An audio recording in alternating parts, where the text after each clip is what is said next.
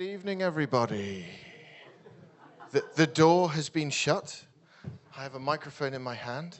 So for those of you that don't know me, my name's Gordon Robertson. I'm the head of Greece for NorthStandard, and I'm here to welcome you all today to our office and this presentation and panel.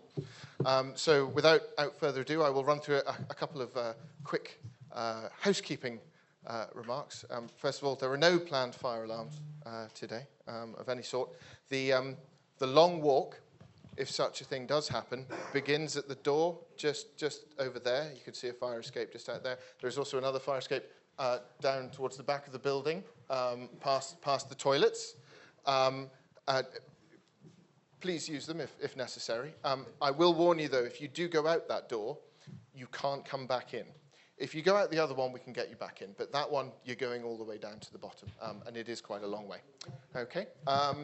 So the plan for this evening is that there's going to be a little bit of a presentation from panelists here, and then we're going to move on to some a panel discussion, which I will be running. And I think you're all probably sitting there going, John Southam used to be much better looking than that. So unfortunately, John has not been able to make it this week because of some illnesses in his family. So I'm stepping in for him. He did want me to shave my head and dye my beard ginger and stuff, but I just said no.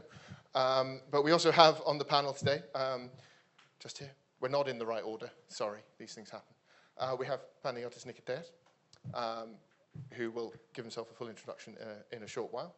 We also have Spiros Tarasis at the far end. Looking like John. It's a little bit weird, isn't it? But you are wearing a tie. John doesn't wear a tie.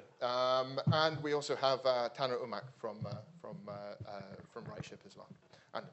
So, without further ado, I will ask each of the speakers here to give a brief introduction to themselves. Should we start at your end? Yeah, start at your end. Right. Not John. So, okay. I'm not going to sing. I'm Spiros Tarasis. I've been in shipping for more than 33 years. I've been dealing with Intercargo since 2005. And I was involved in the making of DBCE together with Intercargo and reshape. So, right now, I'm working for Marshall Islands, still as a consultant. So I'm here to answer any of your questions and hopefully to be clear enough so you can enroll.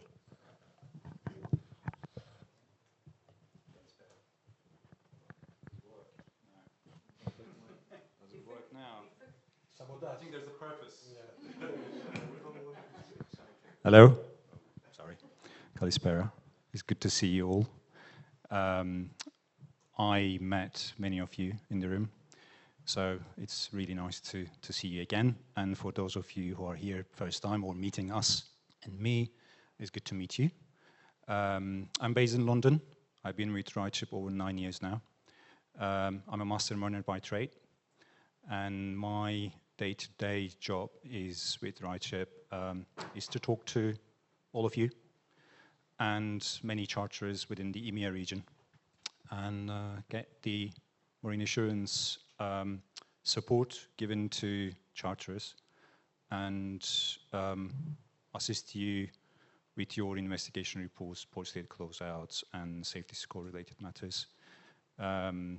So I've been involved in various things that reshape has involved within the Europe region, from seafarers' welfare to DryBMS and many other initiatives.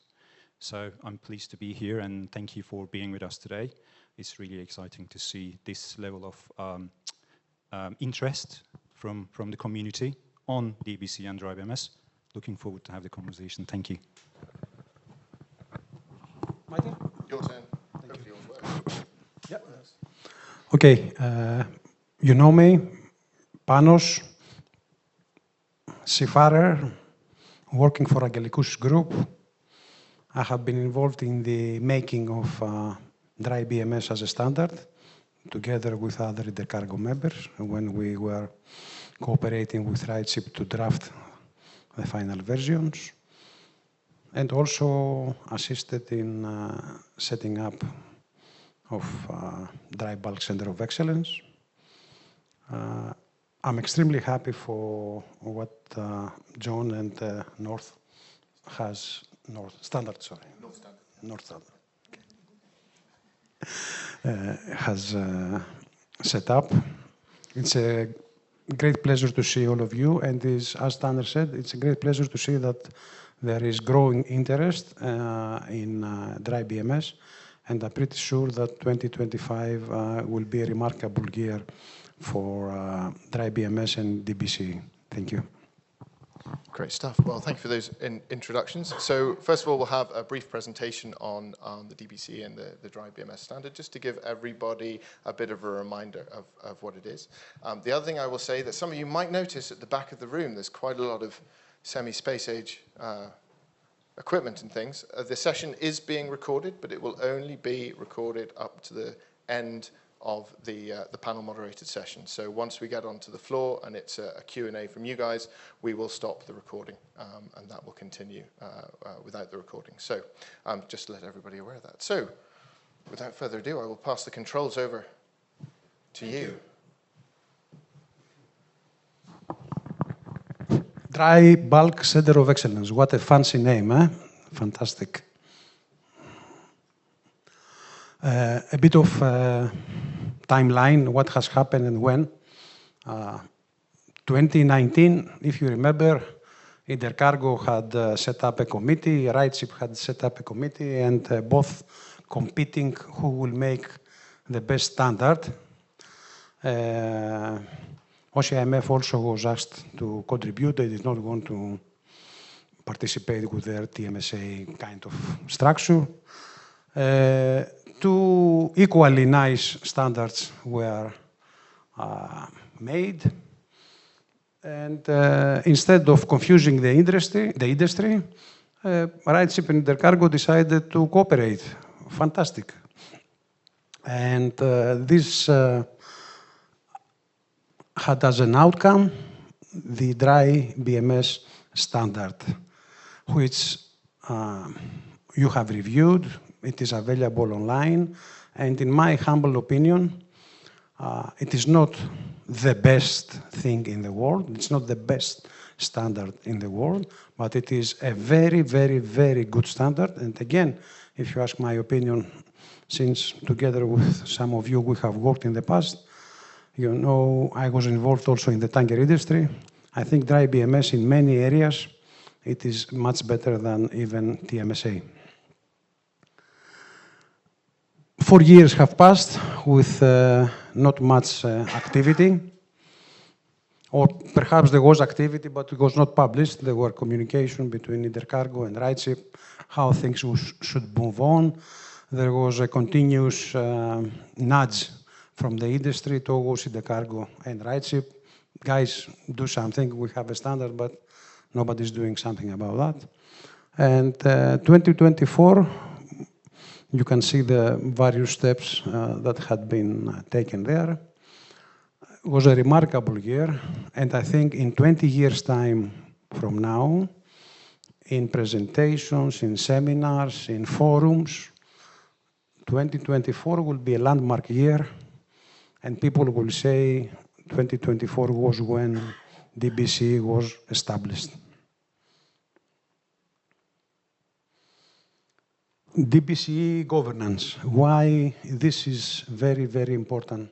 Because the board includes representatives from every stakeholder.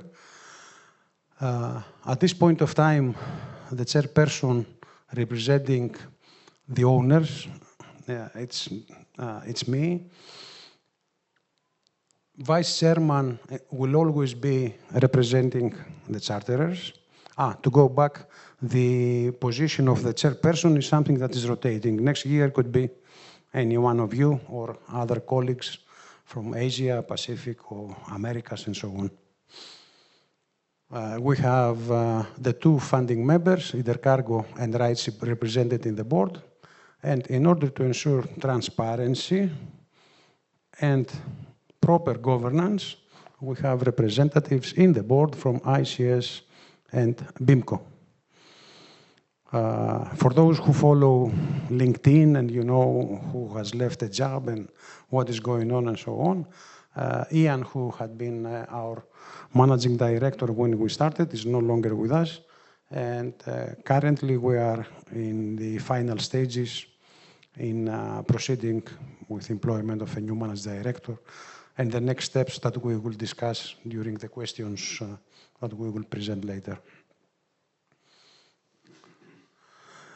Why we feel it is good to have a standard and why it is equally even better to have the Dry Bulk Center of Excellence as a platform to store and share our self-assessments.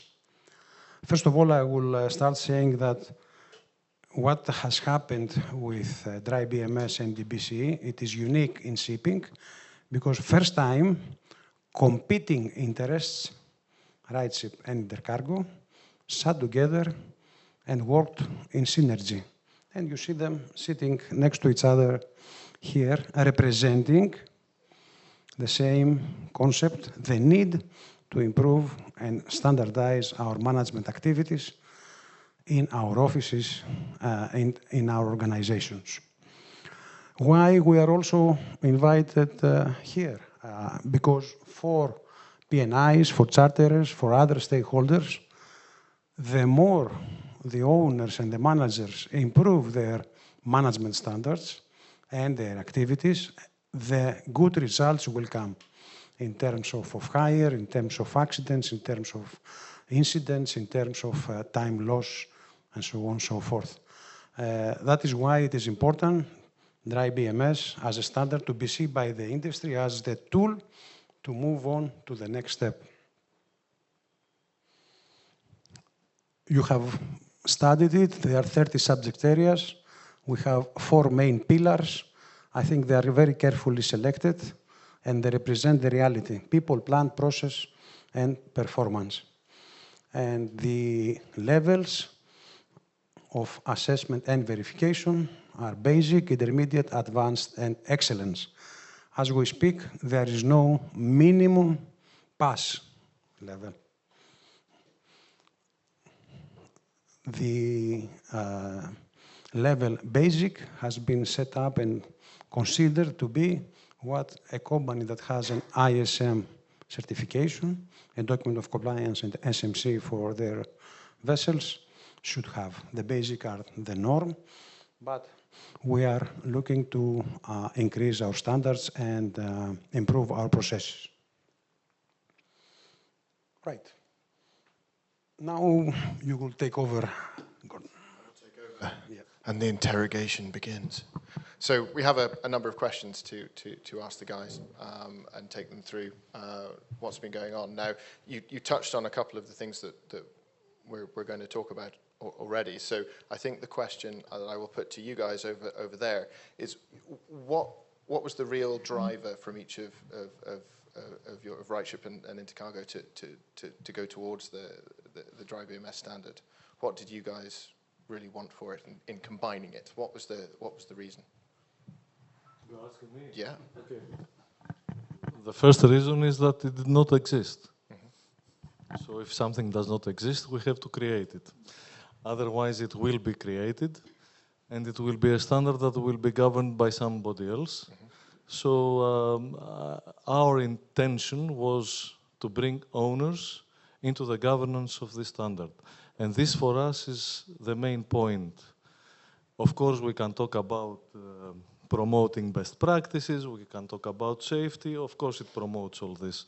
But for Intercargo, the main reason is that you guys who are sitting there can be sitting on the board of DBCE, can be sitting in the DryBMS committee, and you can, in cooperation with RightShip, with all the charters in the world, discuss, formulate the standard, and advance it. And I think that we kid ourselves if we believe that this would not be there at the first point. It needed to be there, and it would be there, but now you are a part of it. And for me, this is the big success of the owner parts, that they want to cooperate and discuss with their counterparts. And if the whole industry comes together, I think this would be the best. And Tanner, what made you guys want to do this with Intercargo and bring both of the standards together?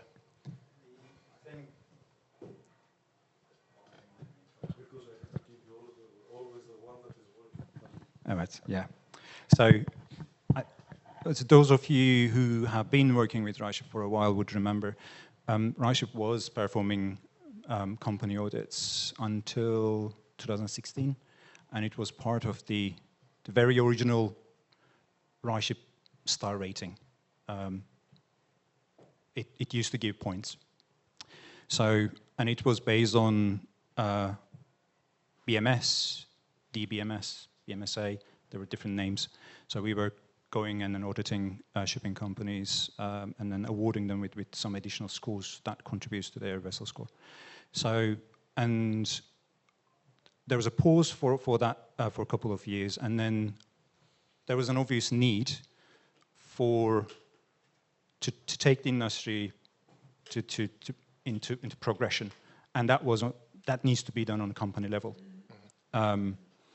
And when we have started the working group, and when Intercargo sort of was running their own project as well, there was no need. I think it was the obvious reason. There was no need to create two parallel worlds and then run and then compete, like whose standard is the best and who's more influential, and then cause duplicated work to the community. That didn't make sense, and I'm happy that two organizations came together, and then working with the working group which consists of various ship owners and management companies of various sizes, and then created this standard. So the idea was to create a standard for the industry and gift it back to the industry, which we did, I think. Great. Well, thank you for cooperating. I know how much we all love paperwork, but anything that reduces it a little is fantastic. So, Panos, I seem to remember back in the depths of COVID, we ran a seminar on DryBMS in sort of 2020. I can remember it was the beginning of COVID because we were still working out how to mute people that wouldn't mute themselves and that sort of thing on the webinar. But what's taken so long? Why are we now seeing this big push in 2024? What's happened in the intervening time? 2020, it was a very difficult period because people were asking when we will be verified, how many stars we will take, who will do the verification, and going to the last step of the process, which eventually will be the verification, and so on and so forth, without thinking and doing the basic steps, which should supersede the process. The steps should start with self-assessment, reviewing the standard, understanding what it requires, and do your self-assessment, see where you have gaps, see where you want to improve, verify if really you have the funds to go on, do changes, and so on. And if you do all these things in your organization, you will see that you will reap the benefits. The benefits will come. The benefits will come. So this period in between was lost because there was ongoing discussion, I think needed discussion, how we will set up this NGO, because DBCE is a non-governmental organization, is a non-for-profit organization. It needed a lot of legal issues to be resolved, how it will be organized, where it will be based, what the statutes and the laws that will apply for DBCE will be set up in order to ensure that it will not be biased. So indeed, it has taken some time, 100% more than what we could have done it faster. Let's put it that way. But in the end of the day, when we have a standard and we have the platform, we should see what we should do as owners to improve rather than immediately jumping to the end of the trip. Because DBCE and DryBMS is a trip, is a journey. And we should not try to hit the end directly, step by step. Okay. Thank you. And what exactly is the role of the Dry Bulk Center of Excellence now? The role of the Dry Bulk Center of Excellence is to be the platform that safely stores your self-assessment.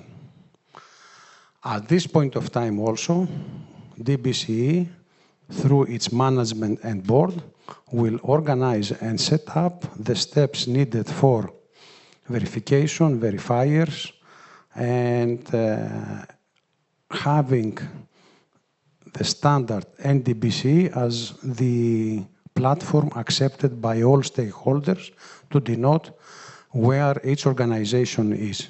At this point of time, it is the depository of the self-assessments of the members, who can decide with whom they will share the self-assessment if they want to do with their charterers, with other parties, and so on. So if I'm, how does somebody know that my self-assessment, if I've done it, is truthful? What guarantees do they have there if they don't go for the verification process? I will be very honest here. I find this question embarrassing. Mm-hmm. Because if we are talking about the people who are here and the people who are with either cargo and the people who are with RightShip and with this industry, if we are here to judge if we are liars or not, we are starting with a wrong foot. Mm-hmm. Everybody here is honest, and everybody here wants to do good business, and everybody here wants to do professional and ethical management of their vessels and crew. We are making mistakes.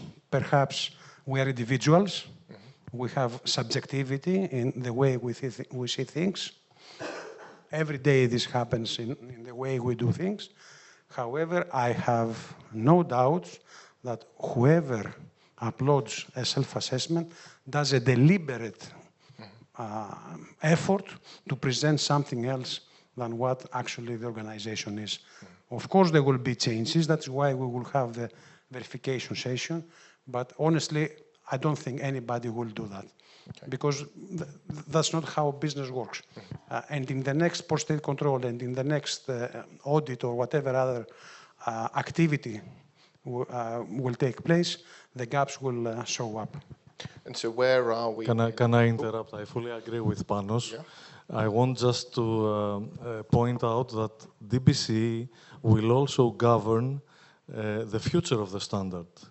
They will have the revisions, the DryBMS committee that will be created by the subscribers, either owners or charters, or other organizations like you, will create the new amendments of the standard in the future. Mm-hmm. So this is also very important. It will be governed by DBCE, not by Intercargo, not by RightShip, not by anybody else. Okay. So where are we in that process of putting together the verification process? How far along has the verification process got so far? I think we are very close. Very close. Very close. I don't want to give a timeline, but I think we are very close. Yeah. So in terms of the dry bulk side of things, obviously self-assessment is quite a potentially relatively new concept. It's something that's been probably happening more on the tanker side in recent history. Where can people go to get help with that? Do you guys want to? Well, I mean, people that have mixed fleets, they already know how to deal with TMSA, and this is something they deal with the last 10, 15 years. But believe me, we have already around 55 subscribers in the platform. We have already more than 30 uploaded self-assessments. And some of these companies, they have made also some verifications, and they, according to what they say, they have good scores. So I believe that it is easy to find guidance. Intercargo is giving guidance to its members. We have seminars. We have the quality panel that deals with quality issues, and we'll have a DryBMS sub-panel that will discuss all the problems that the companies have with DryBMS, and we will try to give guidance to them. And the big companies that are our members will guide the smaller companies that will struggle. And of course, there are consultants out there that you can go and meet. And, I'm sure. they're going to make money. One very important thing to remember, perhaps, is that the content of DryBMS was created by a working group, some of which is sitting here in this room today. So the content was written by DPAs, HSE key managers, and professionals like yourself. So I like to believe that when someone invests time to read the content and study, there is very little room for misunderstanding or sort of requiring further clarification. And then Intercargo and colleagues network is right there to support you. But in the essence of it, it is written by professionals, like the readers. They are coming from the same background, so it could be quite apparent. Professionals from the dry bulk industry, which is the most important thing. And do you think it's going to help people with their regulatory compliance as well? Well, I will tell you one thing. If you are complied with the regulations, you are DryBMS 1. You are in the basic level. So actually, what it makes you do is go beyond regulatory compliance, or try to, let's say, predict the risk and get ahead of any regulations that will come along. So yes, of course it promotes regulatory compliance. Of course you have to have it in order to move forward, and this is something that it is very important. It creates a culture of self-improving. The biggest benefit I have observed so far is that the internal alignment and awareness. So I'm sure many of you would agree that currently the alignments piece or compliance piece or duty lies with HSE key departments within organizations, which then makes things very difficult. Having DryBMS being worked on, or sort of there is effort to adopt it, that brings the awareness internally among functions and increases the alignment. That is perhaps the biggest challenge, but also one of the biggest gains that companies yield from it. And how often are you expecting that the owners will need to refresh their self-assessment? It's a self-assessment of companies' management system against a DryBMS standard. So basically, whenever company needs make changes within their safety management system, that would then impact their self-assessment. They should do it. Okay. If they release updates or amendments to their safety management system twice a year, if they think that merits to update in their self-assessment, they should do it. If they do it quarterly, they're more than welcome to update that, but there's no requirements. And it's quite an easy process. I mean, you log on in the site and you just update your assessment. It's not something that you need time to do it. As long as you have the procedure, go in and record it. And Tanner, are you expecting that RightShip will have a DBCE verification arm as well, or? Well, short answer, yes. We would like to be. We would like to be one of the verified companies who runs the verification exercise. Yes. Okay. So we're talking about the companies who are going to be verifying. How often are those companies that are doing the verifying going to be checked and monitored by DBCE so that to maintain those standards?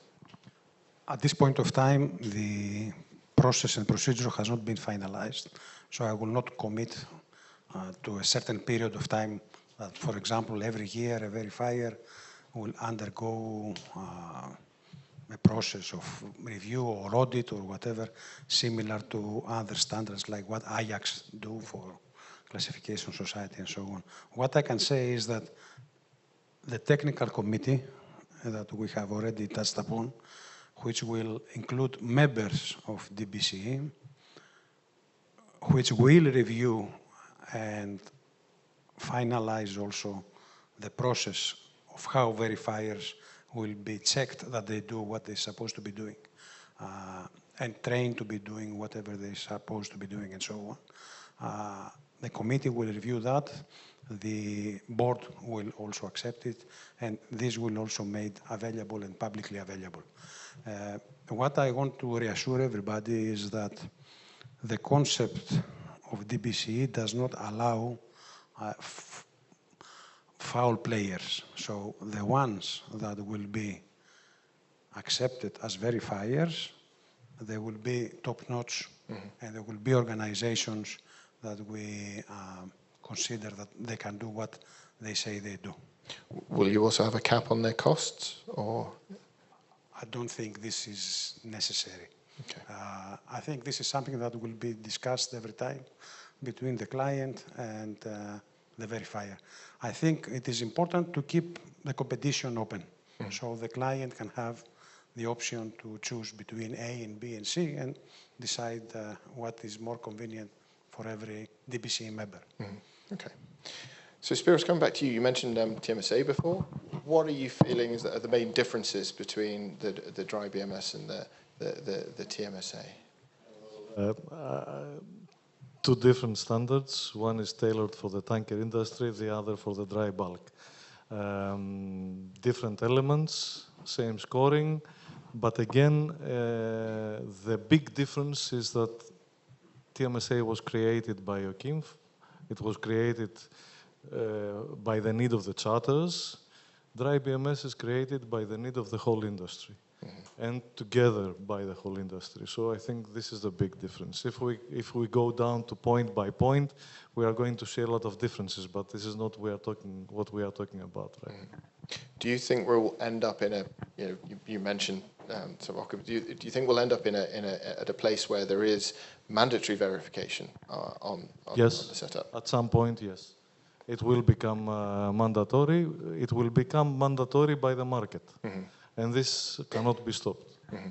And do you think that, in actual fact, the DBCE will become mandatory as well? Do you think it will just be No, DBCE is voluntary, but again, you know better than me that market dictates how we feel and what we do in our businesses. So, yes, and what you said about the cap in the price, again, market will dictate how these inspections will, how much these inspections will cost. There is always a price to pay. In Greece, we call it timima.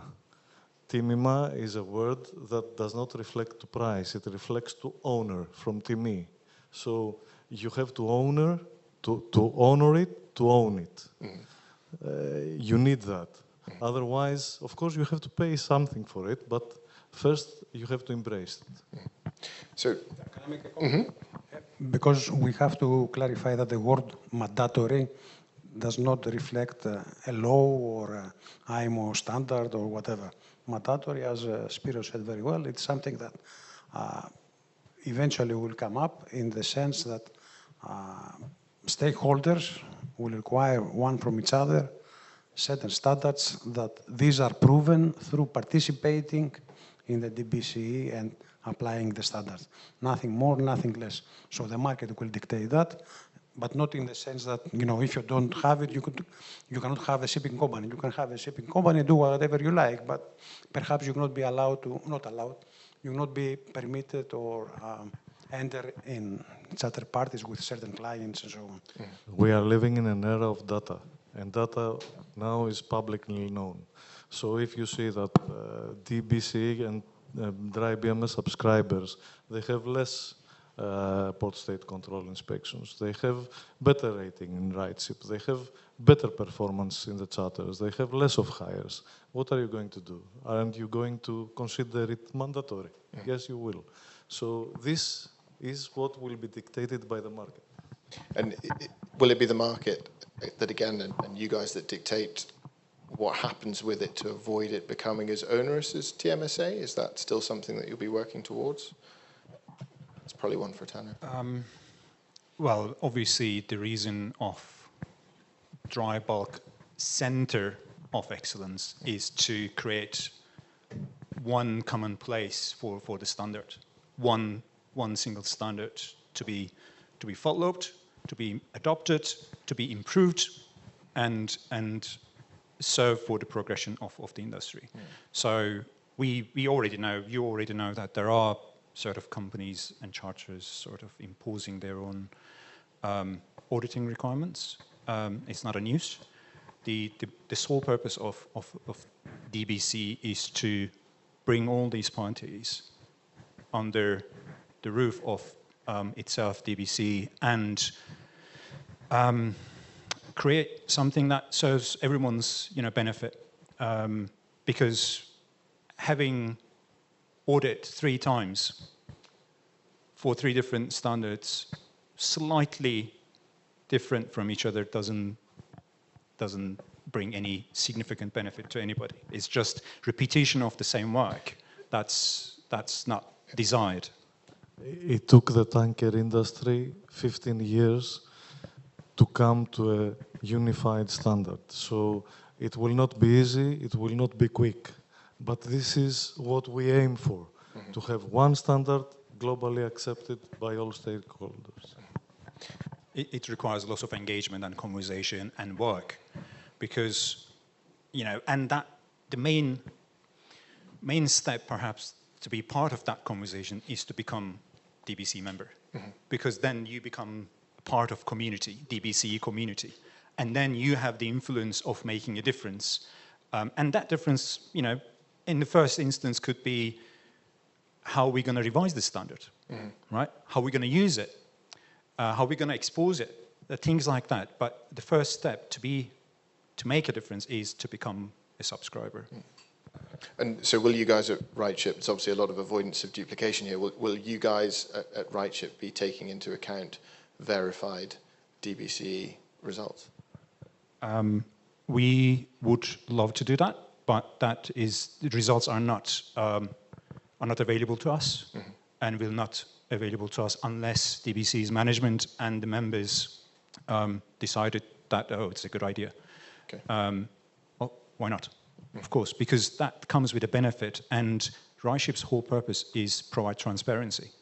And we like to believe that, and that's why we are one of the co-founders, we like that this is for the benefit of the industry, and there's a good in it. Already in the platform. So, yeah, thanks for reminding.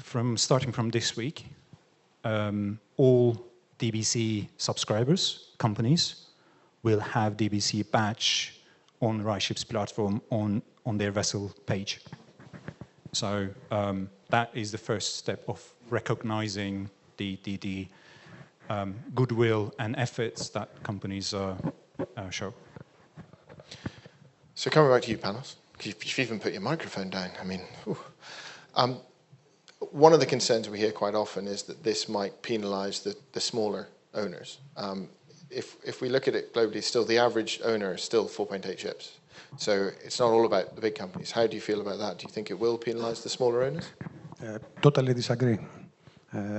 Also, the question you made before about DryBMS and being onerous, it's not.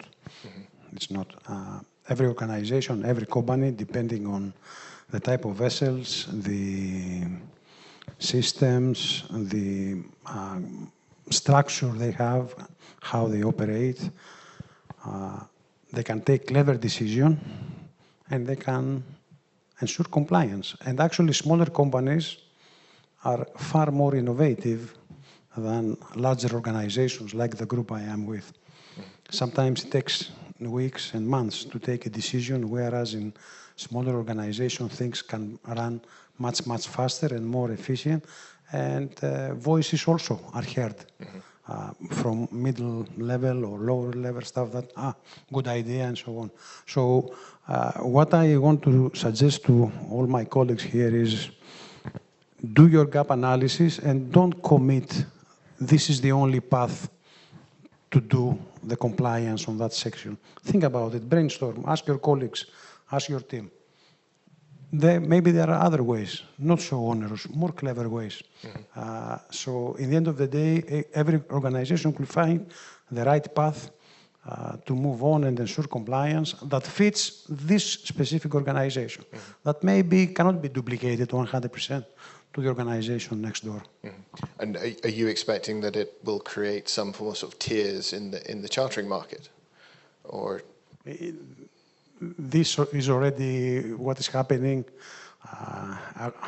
I always give a very rough example, like when you land in the airport and you are going to the taxi, to take a taxi, and you see the first taxi in the queue being a Skoda Octavia, 20 years old, smelling, and you just realize that you have a phone call and you go away, and you expect somebody else to take this Skoda Octavia, and then you take the next one, I don't want to say branch, that is much cleaner and much more safer for you.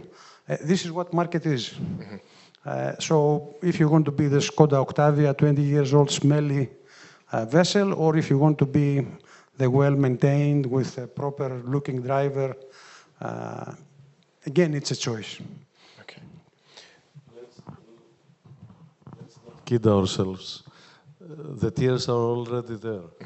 So what other tiers do you expect?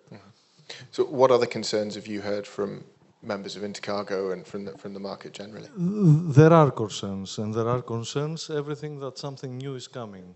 That was when ISM came, that was when MLC came.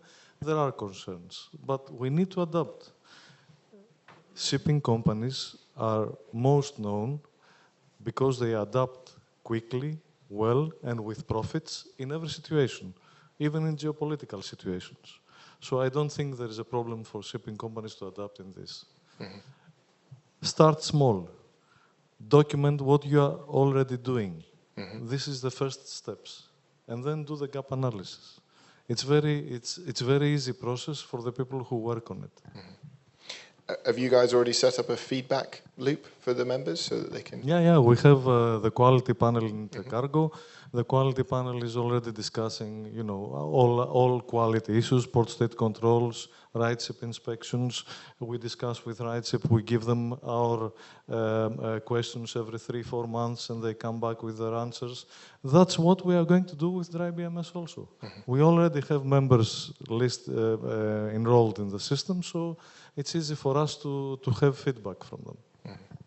So, Tanner, I mean, one of the, dare I say it, criticisms we often hear of RightShip is consistency in approach. How are we going to make sure that the DBCE has a consistent approach and that everybody gets treated in the same way? Well, in this case, that difficult task sits with DBCE management. Obviously, the duty of identifying those reliable and trustworthy and capable companies to be part of the verification sort of process is DBC's duty. And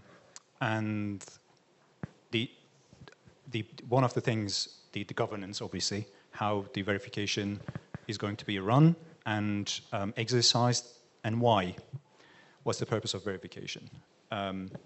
So that those critical points needs to be identified and will be identified, obviously, and selection of companies who is going to be part of verification process will be carefully included in the process. And do you think there'll be any benefit for early adoption from owners management? Absolutely, absolutely. The early adoption, I'll tell you, early adopters of this, we were first invited, RightShip was first invited to an office of a shipping company over 3 years ago. So, and all companies obviously have their own story, right? And their journey, everyone's journey is different, which is reasonable and fair. Early adopters are benefiting and will be benefiting in two ways.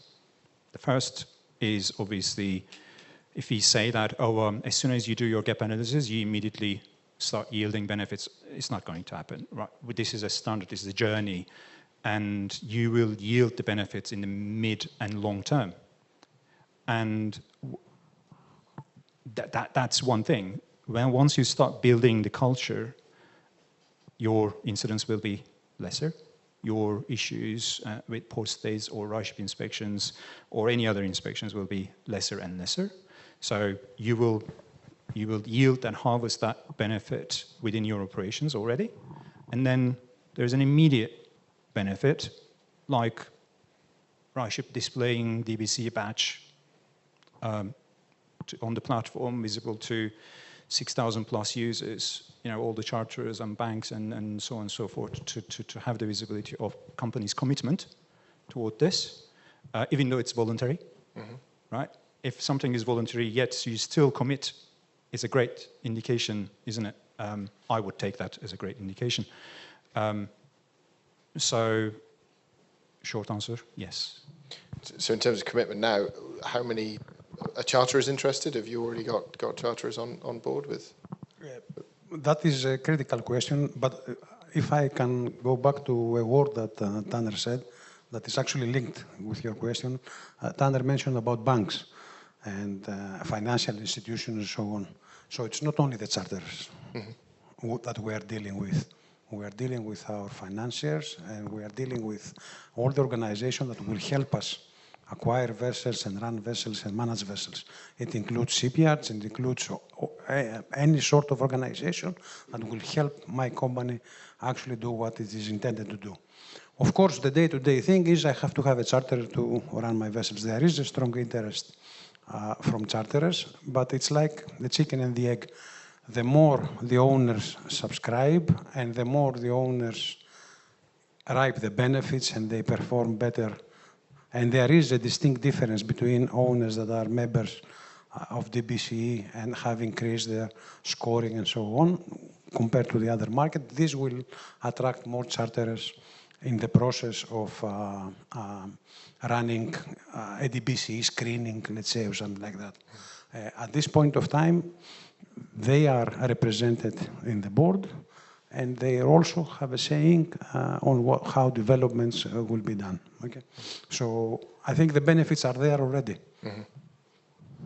So, Tanner, are you seeing a future for sort of vetting and DryBMS and DBCE in the sort of the future for the owners? Are you thinking that's something that we'll see on the dry side? I think it should. I think we should see it. Again, I'm not trying to sort of correlate what tankers do, but it's the expression of obvious. There is a benefit. The marine assurance or vetting exercises within dry segment has evolved from vessel level to company level over the past few years. So we can't just ignore how company is operating, and we cannot isolate that from a singular vessel performance. That needs to be part of the process. And DryBMS implementation and how the self-assessment and in the future verification is done and where the company is as an organization, I think is a critical input in marine assurance, especially when there is a long-term commitment from a charter on an asset. So it should and it will be part of it. So we're nearly down to the last couple of questions. So looking to the future, Panos, where do you see this all going over the next 12 months? Where do you see the platform going over the next 12 months? I'm a very optimistic person by choice. And as I said in my opening speech, 2024 will be down in the books as the year of DBCE. And 2025 will be the year of establishing and setting the foundations to have the success that we all expect to see. And I'm pretty sure it will be very, very, very successful. Okay. So the last question, and I know there's always a risk of asking a question like this. I've seen this on many occasions. So we'll ask each of you the same question as the last thing, and that's the why. Okay. So in as concise an answer as you can possibly give. I won't put a word limit on it. Give us the why of why owners should get involved in this right now. And we'll kick off with Start early. Go now that it is not compulsory or mandatory, as you said, by the market. Start preparing and be ready for when it will be implemented in full. The benefits will be enormous for the company. And one more thing, embrace it now, because we need to get all the stakeholders involved in it. So it's the only system that you owners, as owners, are a part of it, and we need to embrace it. The cost is minimum. The work that has to be done from the company is good, and it's big. So if you start early, then you have a chance to be ready when this will be fully implemented. So I think we need to move forward. Tana? Well, there are a few uncertainties that we mentioned today. But one clear message that we can give to you is there is absolute full commitment on this from Intercargo and from RightShip. So we are committed to make this live and go further for the benefit of the industry. So why is because if you start your journey, because it takes time, if you start your journey, you progress and you take advantage of it. And also, as I mentioned earlier, there is an opportunity to be part of this community from the early days that will then enable you to make a difference. You will have an influence to improve the standard, close the gaps, have the conversations with other members of the community, DBC community, and make it work better. I see great opportunity here. And as Spiros mentioned, there is negligible cost involved. So it's the desire for an organization to be part of it, really. And I invite you, all of you, to be part of it as quickly as you can. Panos, what's your why? I will agree with both. Very vital points raised. I will add one more from the owner perspective and from a guy that spends 10, 12 hours every day reading, typing, reviewing, traveling, working on management systems. We are very difficult in accepting that we don't know everything. Our organizations, we think that we know everything. We do the best way of handling our dry docks. We have the best way of doing our PMS. We have the best corrective action plans. We have the most fantastic training systems.